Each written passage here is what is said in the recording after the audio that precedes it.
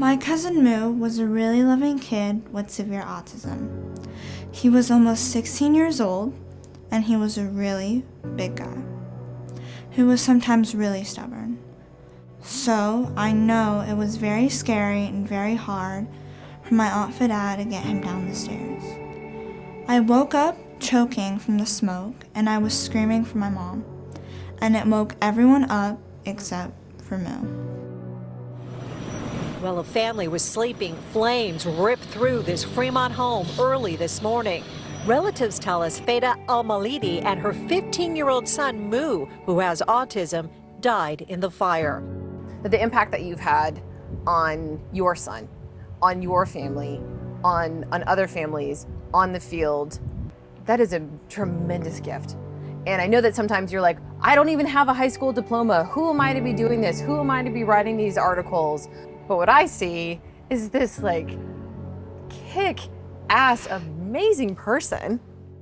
In an emergency, how do you prevent tragedy and protect your family from such a senseless loss and death?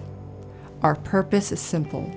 Every year, on and around September 26, we'll provide advice, guidance, and reminders to families with children and adults with autism and developmental disabilities on how to prepare for emergencies, whether they are fires, earthquakes, floods, or any other natural disasters. We want your family, your kids, parents, and caregivers to be safe. Our website is designed to be easy to use and share, featuring both simple and elaborate steps you can take, so if disaster strikes, you will have the ability and the fighting chance Feda and Muhammed did not have. This response and collective effort is the act of love we have for Feda and Moo, and the love Feda and Moo had for anyone that touched their lives. We hope this will continue their beautiful and heroic legacy that Feda and Moo put into motion. It was the only way we can take this pain and turn it into a powerful action that we hope will save lives. So please, mark your calendars, print out your checklists, and check the tiny details in life, like fixing or checking if your smoke detectors work in the house. She was a fighter to the end, and this was her last fight that we hope will save your life and the people you love. From their life's work to their death, they will never stop fighting for you and your family. Because this is like an oasis of hope and love, because that's what you built. You built this. My Aunt Feda was a very strong and brave woman. I didn't want parents to suffer like I did.